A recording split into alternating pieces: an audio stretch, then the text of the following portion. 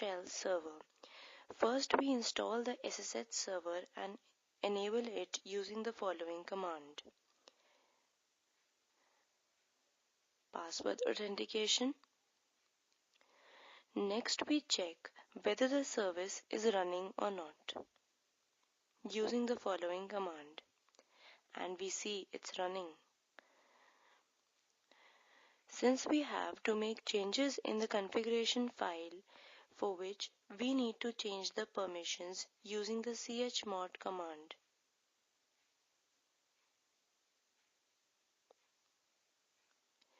Now we have to open it in a text editor of our choice. We have chosen the gedit text editor.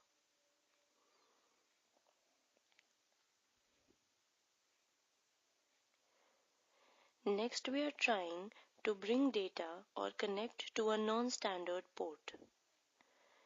We can see that the password authentication is yes. Now we save the file. Since we have made some changes in the configuration file, we need to reload the service using the following command.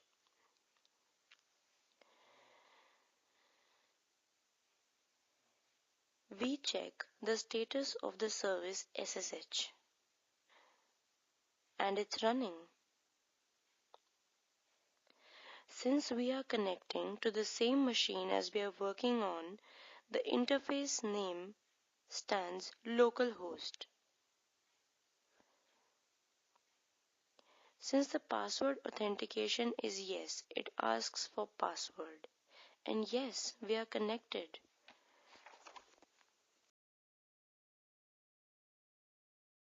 We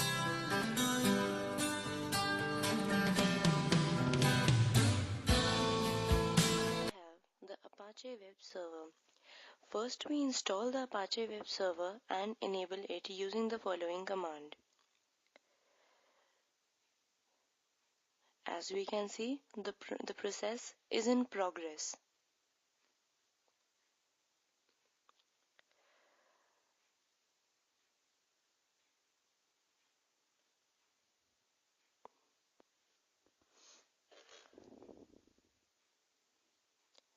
After successful installation, we check whether the service is running.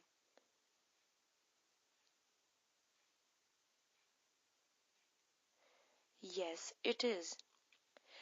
Now we have to explain the concept of dynamic virtual hosting. Virtual hosting means creating different domain names for the same IP address. In the following command, we link the directories naming mods enabled and mods available, which are present under the Apache 2 directory under the etc directory. They have a common file naming, namely vhostalias.load.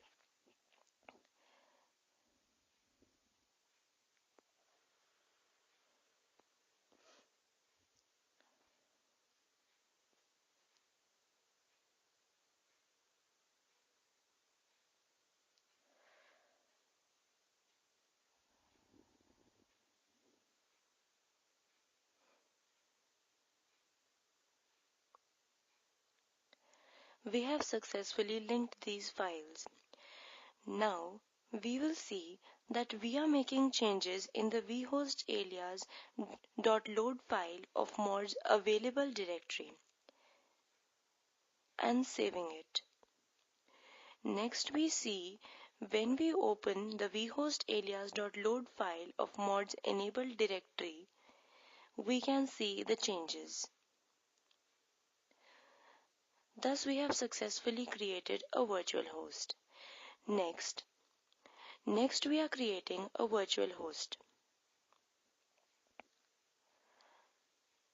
The following commands are a requisite for creating a virtual host. The basic aim is that we are mapping the IP of our machine to a domain name mywebsite.com, so that when anyone accesses this website with this domain name from our machine, he accesses the website that we have created.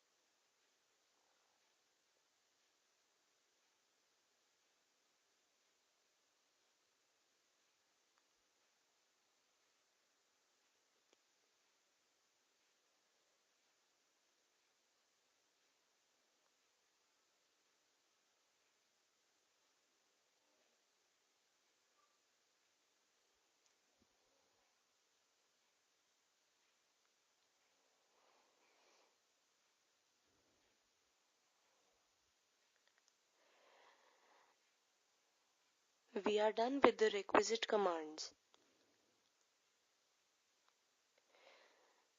Now we have made changes, therefore we need to reload the Apache 2 service. Now we can check the status of the service and we see it's running.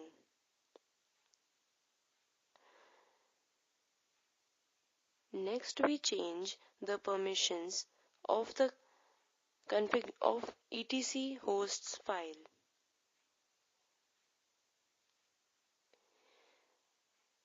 We open the file in the gedit text editor.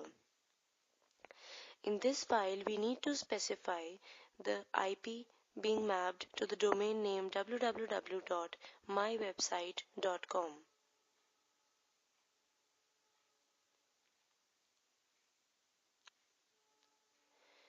We save the changes. Next, when we access from the browser this website having the domain name mywebsite.com, we see the index.html page stored in the var/www directory, and it works.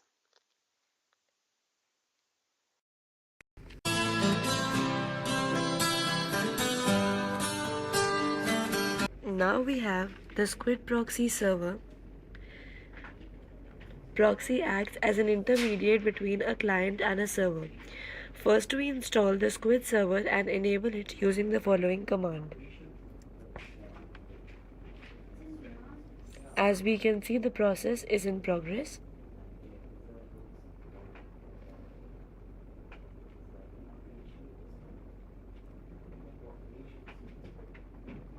Next, after successful installation, we check whether the service is running or not.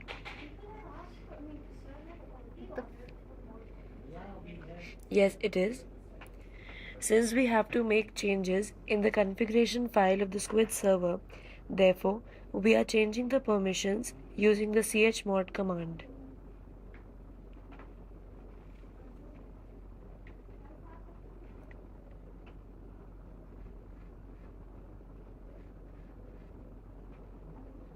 Next, we open it in the gedit text editor.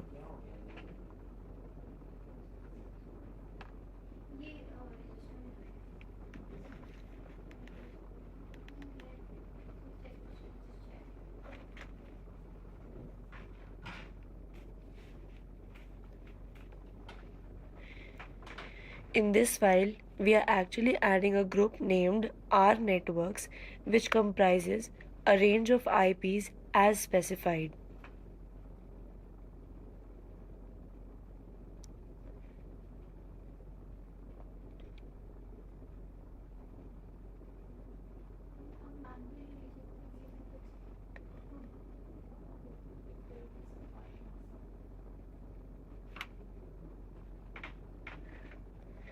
Next, we allow access to the group to access the Squid proxy server.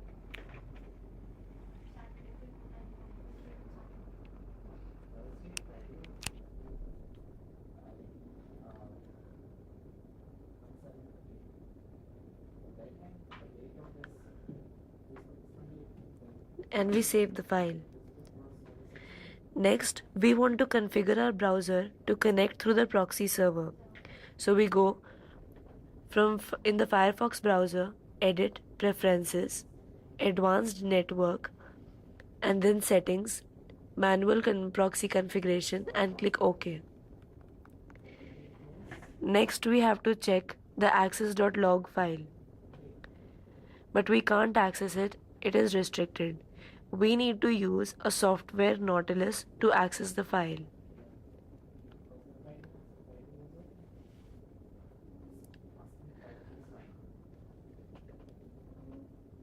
Following part shows how to access the access.log file.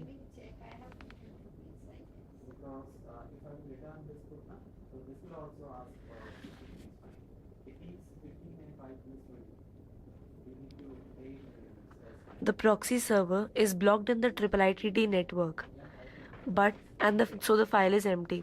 The file may look like this.